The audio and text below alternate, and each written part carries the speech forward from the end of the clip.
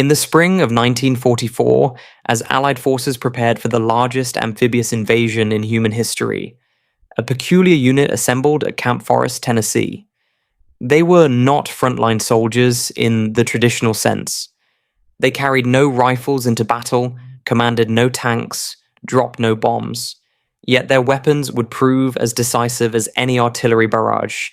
Inflatable tanks, recorded sound effects, fraudulent radio transmissions, and theatrical props that could fool an army. They were artists, designers, sound engineers, actors in the deadliest theater the world had ever seen. The official designation read 23rd Headquarters Special Troops, U.S. Army. But they would come to be known by another name, whispered in classified briefings and declassified decades later, the Ghost Army. Their mission was deception on an unprecedented scale, to create phantom divisions where none existed, to make the enemy see what wasn't there and ignore what was. In the calculus of modern warfare, where intelligence could tip the balance between victory and catastrophe, these men would paint illusions across the European theatre, saving thousands of lives with brushstrokes and sound waves. This is their story. Colonel Hilton Howell. Rayleigh stood before the assembled recruits in January 1944, studying faces that bore little resemblance to typical soldiers. Some were fresh from art schools in New York and Philadelphia.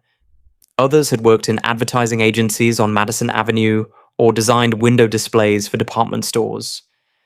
A few had been stage designers, radio engineers, photographers. Gentlemen, Rayleigh began, his voice carrying the measured authority of a man who understood the gravity of what he was about to explain. You have been selected for a special assignment. What I'm about to tell you is classified at the highest level. You will not speak of it to anyone, not your families, not other soldiers, not even amongst yourselves unless operationally necessary. The room fell silent. Through the windows, the Tennessee sun cast long shadows across the barracks floor. You are going to become magicians, Rayleigh continued. Your job will be to deceive the German army, to make them believe entire divisions exist where there are none, to draw their fire, their attention, their forces away from real operations that will save American lives. Among the recruits sat Bill Blass, who would later become one of America's most celebrated fashion designers. Ellsworth Kelly, whose abstract paintings would hang in museums worldwide.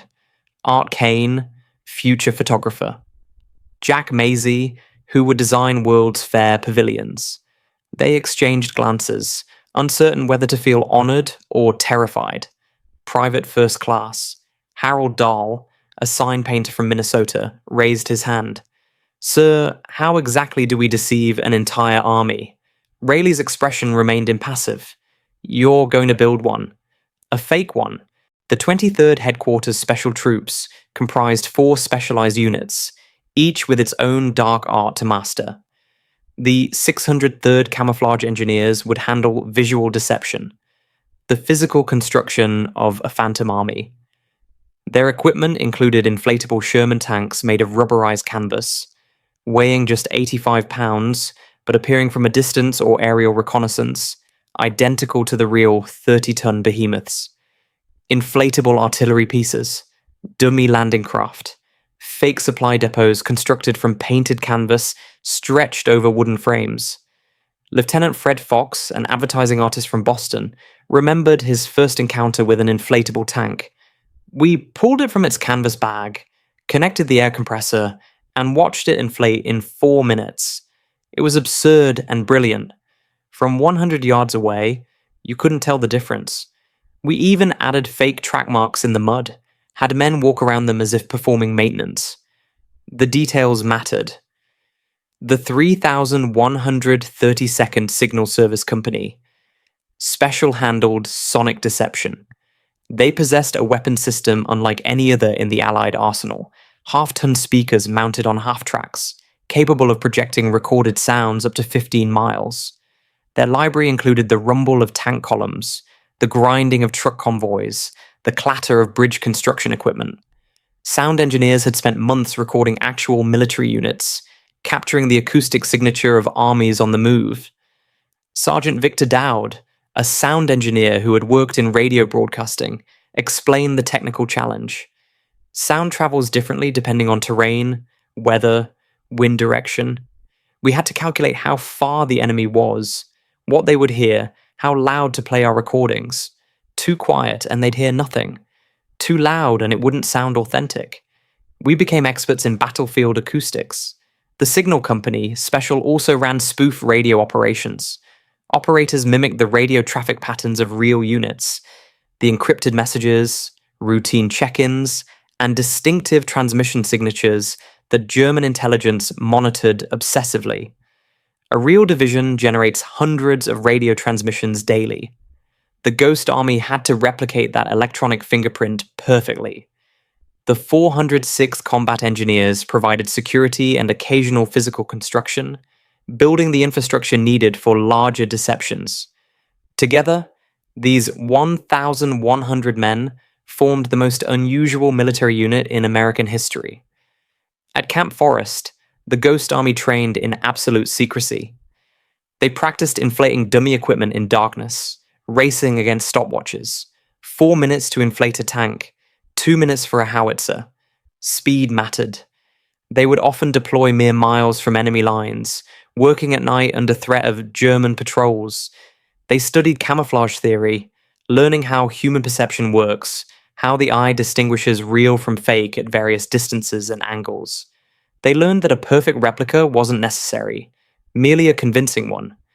German reconnaissance pilots flying at 5,000 feet wouldn't see fine details. German scouts observing from 3 miles away through field glasses needed only to see shapes, shadows, the suggestion of military might. The sound engineers conducted field tests, playing their recordings in Tennessee forests, while observers positioned at varying distances reported what they heard.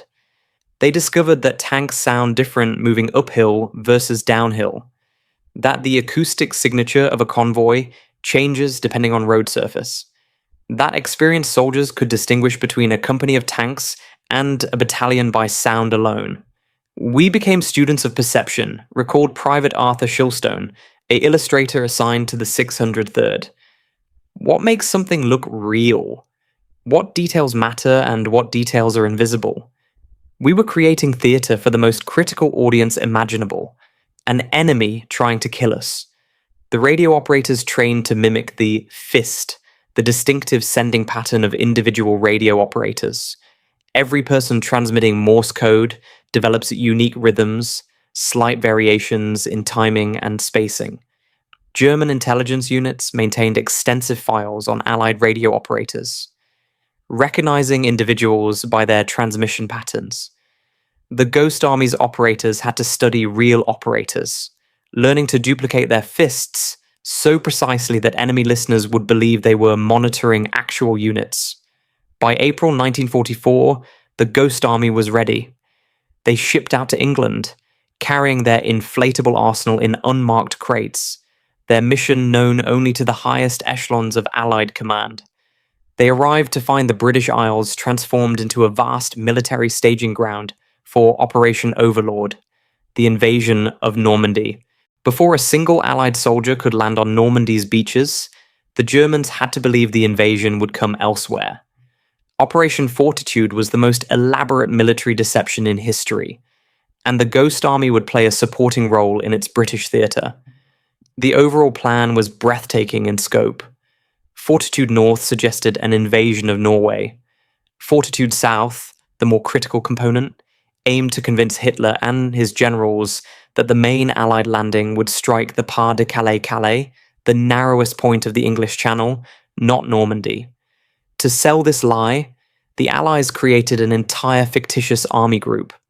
The 1st United States Army Group, FUSAG, supposedly commanded by General George Patton, existed only on paper and in radio traffic.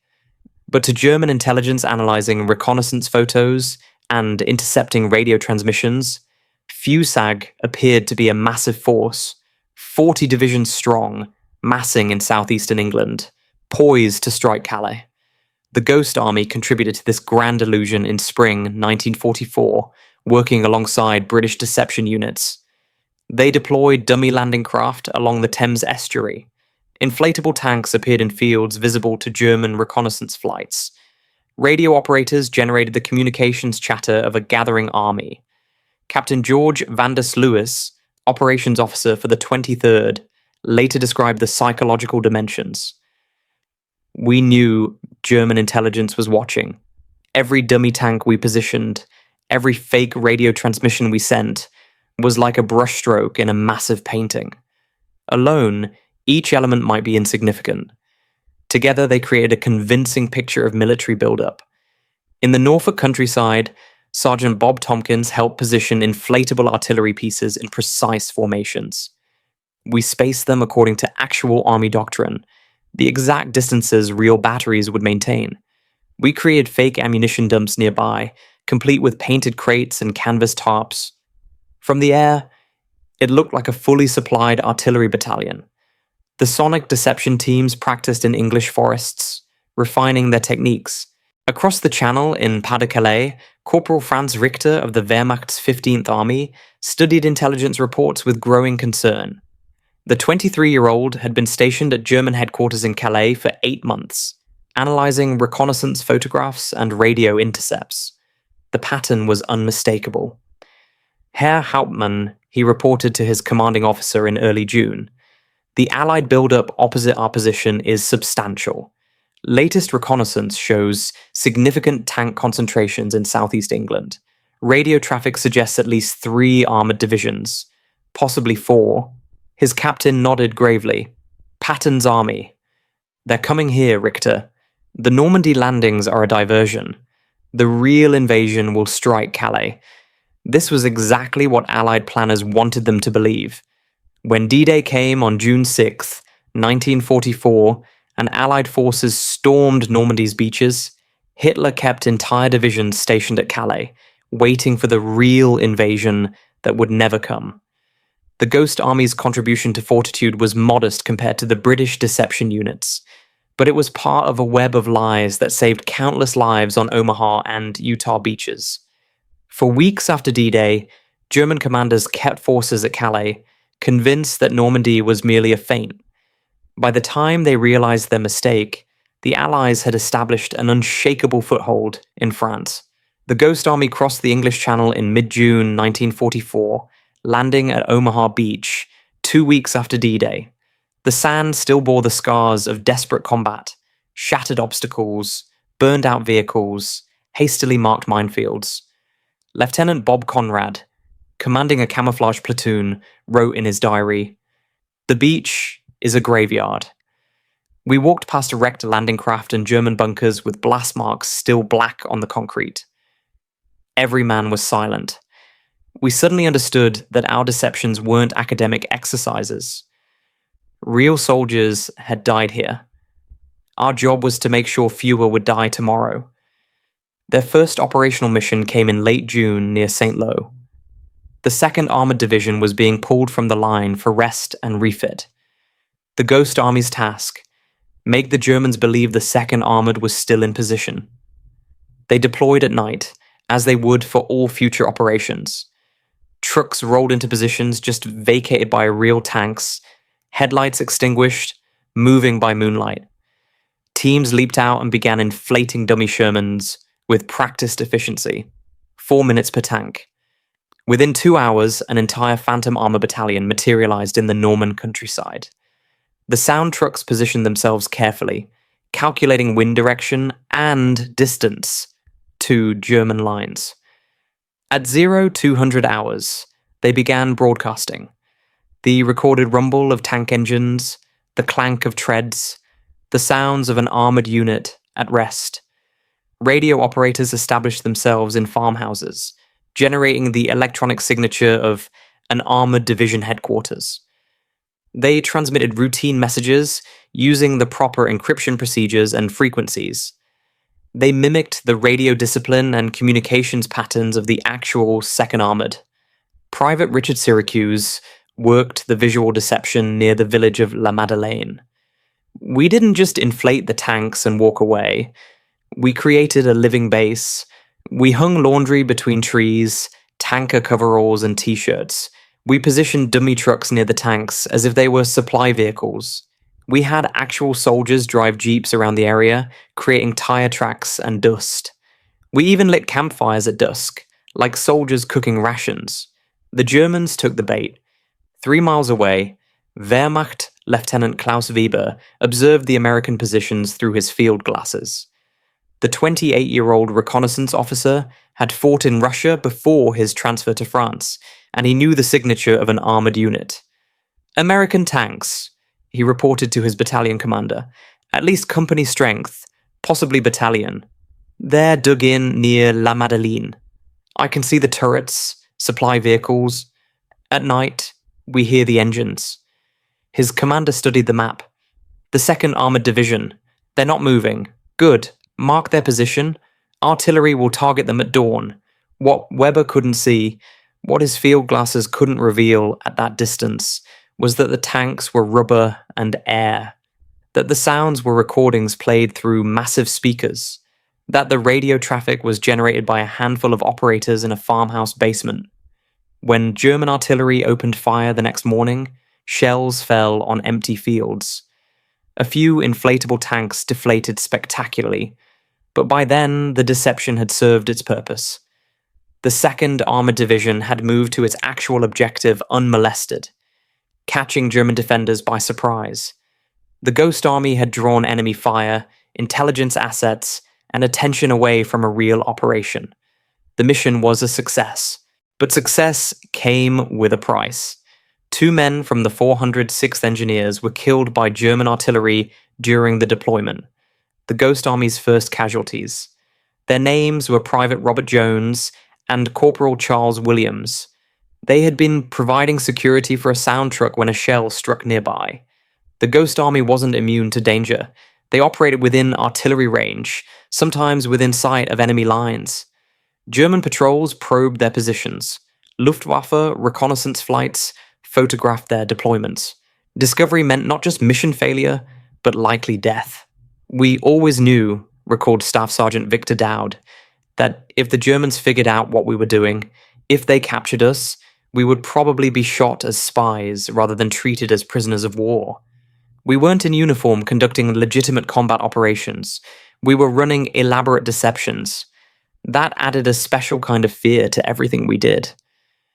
As Allied forces broke out from Normandy and swept across France in late summer 1944, the Ghost Army conducted mobile deceptions at a pace that would have been unthinkable in conventional warfare. They became a traveling circus of illusion, deploying, deceiving, striking their sets, and moving to the next objective. In September, they undertook one of their largest operations near the port city of Brest. The actual 8th Corps was preparing to assault the heavily fortified city, but commanders wanted to mask the true axis of attack. The Ghost Army would create the illusion of a massive buildup on the southern approach, while the real assault came from the east. This operation required everything in their arsenal. The 603rd deployed over 200 dummy vehicles, tanks, artillery, supply trucks. They created fake supply dumps, complete with stacked crates, actually empty wooden frames covered in canvas. They positioned inflatable anti-aircraft guns to suggest the Americans were protecting valuable assets. This sonic deception was the most ambitious yet attempted. Sound trucks played recordings of bridge construction equipment, pile drivers, cement mixers, heavy machinery. The message to German listeners: the Americans were building bridges to move heavy armor across the river for a southern assault. Radio operators generated the electronic signature of 3 divisions massing for attack. They broadcast in heavy traffic, simulating the communications of units coordinating a major offensive. Captain Oscar Seal supervised the visual deception teams. We worked 3 nights straight, with German patrols active in the area. You'd be inflating a tank, and you'd hear gunfire a few hundred yards away.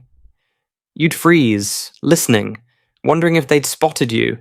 Then you'd keep inflating because the mission depended on having that tank in place by dawn. The deception worked beyond expectations. German forces in Brest repositioned to defend against the phantom southern attack, weakening their eastern defenses. When 8th Corps launched the real assault, they encountered lighter resistance than anticipated. Brest fell in early September, though the bitter fighting still cost thousands of American casualties. Lieutenant Colonel Clifford Simonson, commanding the 23rd, understood the moral weight of their work. Every successful deception meant soldiers went home to their families instead of being buried in France. We never forgot that.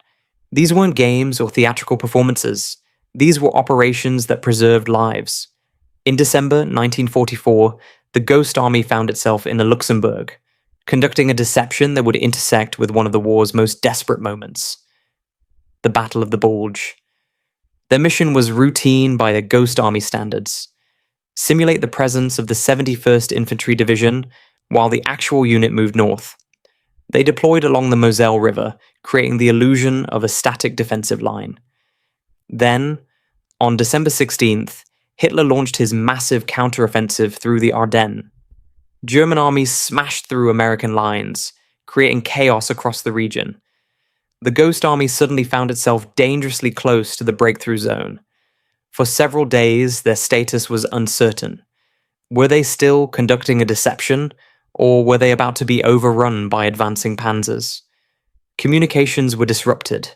Orders were contradictory. The situation was fluid and terrifying. Private Jack Maisie remembered the confusion. We had inflatable tanks deployed, and we were hearing reports of real German tanks breaking through lines 20 miles away. We didn't know if we should pack up and retreat or maintain the deception. We were artists and designers playing soldier, and suddenly real combat was rolling toward us. They maintained the deception. The Ghost Army's illusion of a strong defensive position on the Moselle may have contributed to German commanders' decision to avoid that sector, focusing their advance elsewhere. It was impossible to measure precisely, but their steadiness in crisis potentially prevented the bulge from widening further. The experience marked them. They had faced the possibility of actual combat, and they hadn't fled. The artists and designers had proven themselves soldiers. By March 1945, Allied armies were poised to cross the Rhine River, the last major natural barrier before Germany's industrial heartland. The crossing would require enormous logistical coordination and would be opposed by desperate German forces defending their homeland. The Ghost Army was tasked with one of their most complex deceptions, Operation Fortitude. The objective was to make German forces believe the US Ninth Army would cross the Rhine near Düsseldorf, while the actual crossing occurred 30 miles south near Wesel. This would be their masterpiece, a synthesis of every technique they had developed over 2 years of deception. The operation began on March 18th. The Ghost Army deployed along a 12-mile front near Viersen, creating the impression of 2 full divisions preparing for an assault crossing. They positioned dummy vehicles in assembly areas, creating vast staging grounds visible to German observation posts across the Rhine. The sonic deception was revolutionary. Sound trucks broadcast not just tank and truck sounds, but specialized recordings. The noise of bridge construction equipment, the distinctive sound of amphibious vehicles, DUKW trucks splashing into water, the rumble of engineering equipment clearing obstacles. Sergeant Victor Dowd coordinated the sonic plan from a command post in a bombed-out factory. We created an audio story. First night, Germans would hear vehicles moving into position. Second night, engineering sounds. Bridge preparation, obstacle clearing. Third night, the sounds of amphibious vehicles entering the water. We were telling them a story with sound. An assault crossing is coming here. The radio deception was equally sophisticated. Operators generated the communications patterns of 2 divisions, but with a specific twist. They simulated radio security measures that divisions would implement before a major offensive. The radio traffic became more sparse, more encrypted, suggesting units maintaining communication silence before an attack. We wanted German intelligence to notice the radio silence, explained Captain George van der Sluis. Radio silence before an attack is standard procedure. Its absence would have been suspicious. We had to think like the enemy, anticipate what they would look for, give them exactly what they expected to see. The visual deception was the most elaborate. Teams positioned over 300 dummy vehicles. They created fake supply dumps filled with inflatable fuel tanks and ammunition containers. They built mock field hospitals, complete with Red Cross flags. They constructed phony anti-aircraft positions to protect the valuable crossing assets. Private Arthur Shilstone spent 3 nights painting fake unit markings on dummy vehicles. We weren't just making generic tanks. We were creating specific units with specific unit insignias, bumper markings, tactical numbers, details that German intelligence would photograph and analyze. But the Ghost Army went further than ever before. They arranged for actual combat units to make appearances in the deception zone. Real tanks and troops moving through the area, adding authenticity to the illusion. They conducted visible reconnaissance patrols along the riverbank. They flew observation aircraft over German positions in patterns consistent with preparations for a crossing. They even employed special effects artists to create false activity at night. Controlled explosions simulated combat engineering work. Carefully positioned searchlights suggested nighttime construction. Smoke generators obscured the area during the day, preventing German observers from seeing details while paradoxically adding to the impression of intensive military activity. On the German side of the Rhine, Hauptmann Dietrich Vogel commanded a Wehrmacht intelligence section responsible for monitoring Allied preparations. The 35-year-old veteran had fought in Poland, France, and Russia. He knew what Allied assault preparations looked like. His daily reports to division headquarters grew increasingly urgent. March 19th, heavy American activity observed opposite Viersen. Estimated 2 divisions in assembly areas. Reconnaissance photos show extensive vehicle concentrations, probable supply dumps. March 20th, nighttime sonic surveillance detected bridge construction equipment, amphibious vehicle movements. Americans are preparing river crossing at this location. March 21st. Radio intercepts confirm presence of American 30th Infantry Division and elements of 79th Infantry Division. Communications patterns suggest imminent offensive action. March 22nd. American activity has intensified. Visible reconnaissance patrols along East Bank. Night illumination suggests engineering preparation. Crossing likely within 48 to 72 hours. Vogel was convinced. So were his superiors. German artillery units repositioned to cover the Viersen sector. Infantry reinforcements moved into defensive positions opposite the Ghost Army's phantom divisions. Panzer reserves shifted north, ready to counterattack any bridgehead near Dusseldorf. What Vogel didn't know, what his reconnaissance couldn't reveal, was that every tank he observed was inflatable. Every sound he heard was recorded. Every radio transmission he intercepted was fraudulent. The supply dumps were painted canvas. The bridge construction sounds came from speakers in the backs of trucks. The real crossing, Operation Plunder, began on March 23rd near Wessel, 30 miles south of Viersen. Allied forces stormed across the Rhine in the largest airborne operation since D-Day, supported by massive artillery preparation. German defences in the Wesel sector were weaker than expected. Critical reserves were positioned north near Viersen, waiting to counterattack a crossing that would never come. By the time German commanders realized the deception, Allied forces had established multiple bridgeheads across the Rhine. The deception had worked perfectly. The Ghost Army had diverted German forces away from the real crossing point, reducing casualties during one of the war's final major operations. Later analysis suggested the Viersen deception may have saved thousands of American and British lives during the Rhine crossing. The Ghost Army's operations placed them in constant danger. They deployed within artillery range of enemy positions, sometimes within sight of German observation posts. They worked at night in contested territory, vulnerable to patrols, snipers, and random shelling. Sergeant Bob Tompkins described the psychological strain. You're inflating a fake tank in the dark, a few miles from German lines, and you know that if they figure out what you're doing, they'll rain artillery on your position. Every sound made you jump. Was that rustling a German patrol? Was that distant thump incoming artillery? You worked fast, stayed quiet, and prayed. The danger was real. Beyond the 2 men killed at St. Lo, several Ghost Army soldiers were wounded by German fire during operations. Private John Jarvie was hit by shrapnel during the Luxembourg operation. Corporal Daniel Nataro was wounded by machine gun fire from a German patrol during a deployment near the Rhine. The psychological toll was different from frontline combat, but no less real.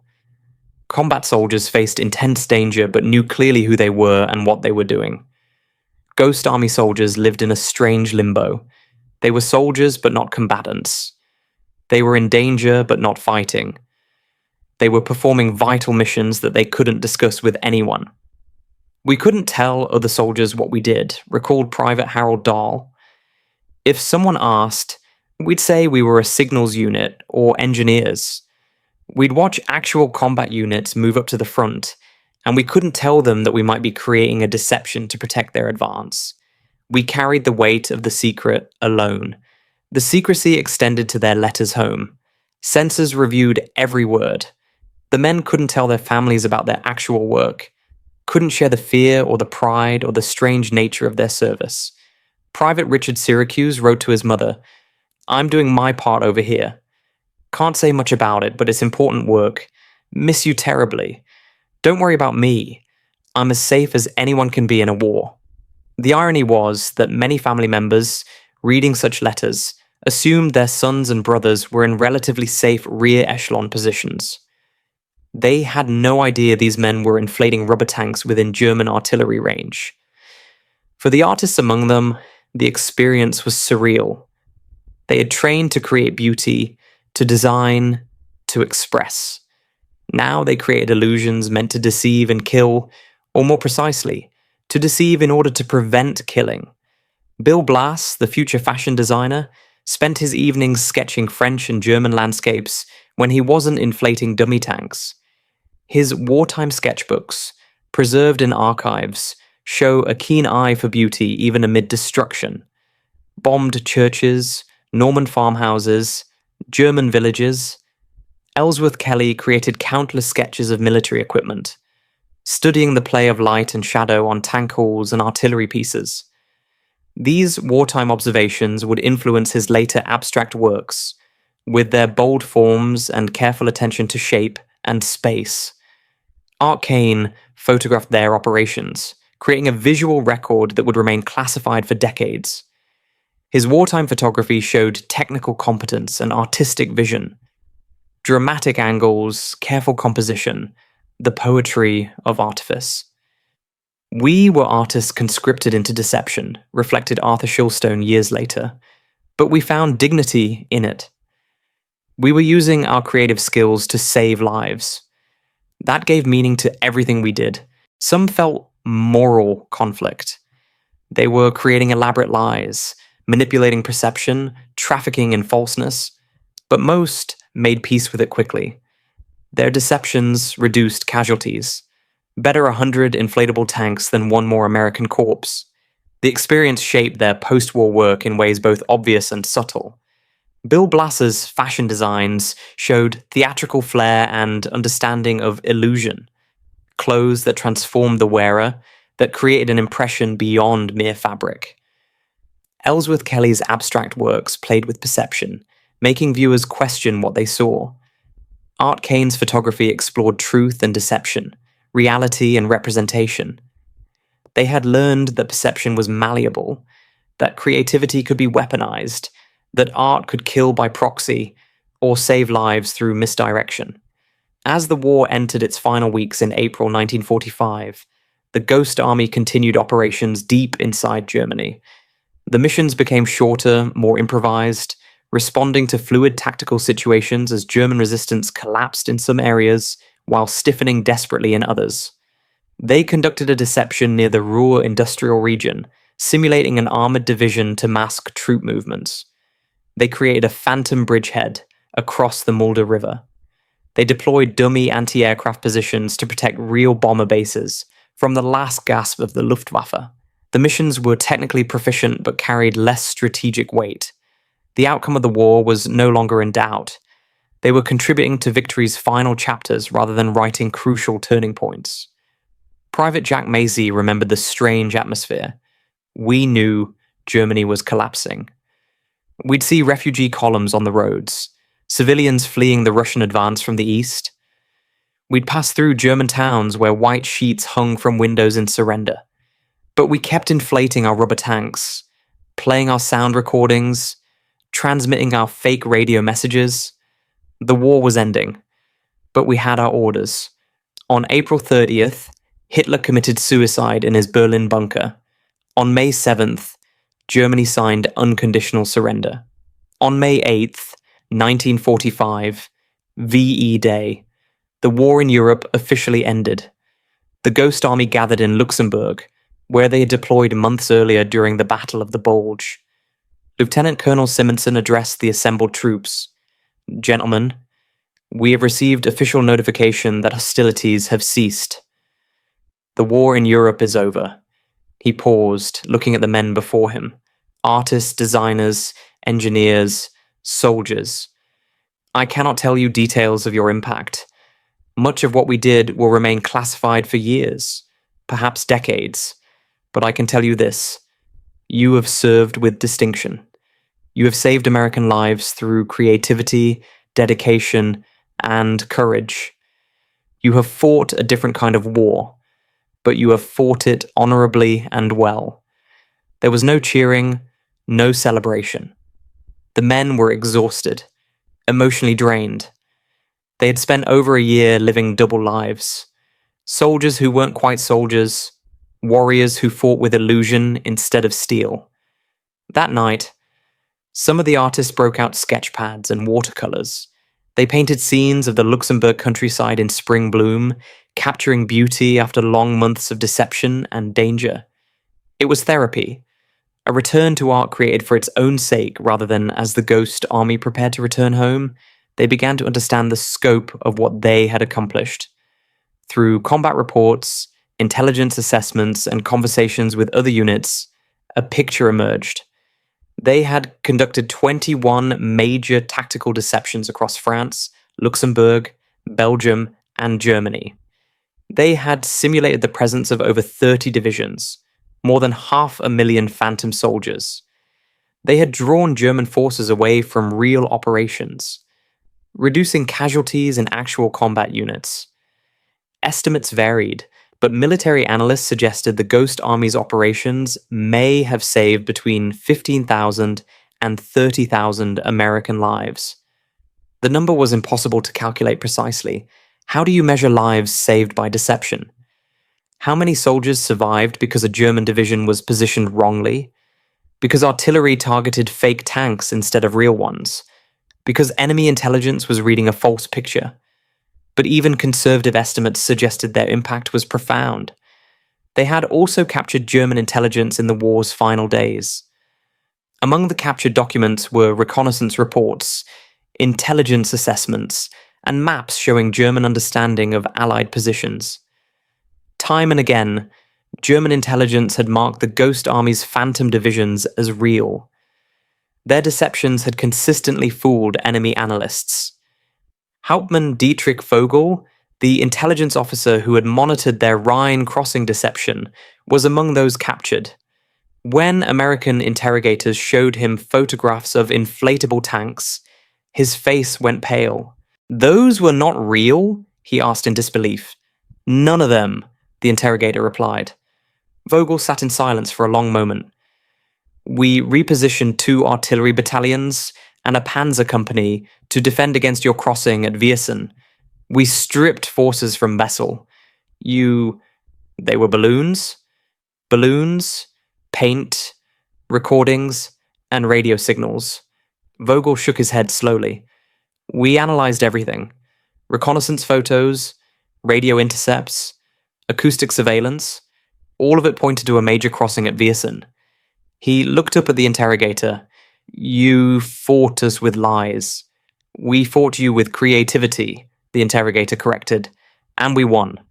The Ghost Army soldiers returned to the United States in summer 1945. They were debriefed extensively, reminded that their missions remained classified, and discharged back into civilian life. For decades, they couldn't talk about what they had done. Not to their families, not to historians, not to veterans groups. The missions remained classified, hidden in government vaults stamped top secret. Bill Blass built his fashion empire, but never mentioned the war years beyond vague references to military service. Ellsworth Kelly became a celebrated abstract artist, but his paintings bore no obvious connection to inflatable tanks and sonic deceptions. Art Kane photographed celebrities and jazz musicians, but his most dramatic photographs, of military deceptions in the European theatre, remained unseen in classified files. At veterans' reunions, when other soldiers shared war stories, the Ghost Army veterans remained silent. They had been there, in France, in Germany, under fire, but they couldn't explain what they had done. The silence was painful. They had participated in one of the war's most unusual and effective operations, but they couldn't claim credit or recognition. The nature of their service required ongoing secrecy. Private Harold Dahl attended a veterans gathering in Minnesota in the 1960s. A former infantryman was describing the Rhine crossing near Wessel, explaining how surprisingly light the German resistance had been. "We expected hell," the infantryman said, "but their defenses were weak. Not enough artillery, reserves positioned wrong. We got across with lighter casualties than anyone expected." Dahl listened, knowing but unable to say that the Ghost Army's Wiersen deception had contributed to that outcome. That German forces had been positioned north, waiting for a phantom crossing that never came. That the inflatable tanks and sound recordings had drawn enemy strength away from this man's crossing point. He remained silent, carrying the secret. The secrecy began to crack in the 1980s. The Ghost Army's operations were gradually declassified as the strategic rationale for secrecy faded. No future enemy would be deceived by World War II-era techniques. The inflatable tanks and sound recordings were museum pieces, not operational secrets. In 1996, the story broke into public consciousness. Rick Beyer, a documentary filmmaker, learned about the Ghost Army and began tracking down surviving members. What he discovered amazed him. This incredible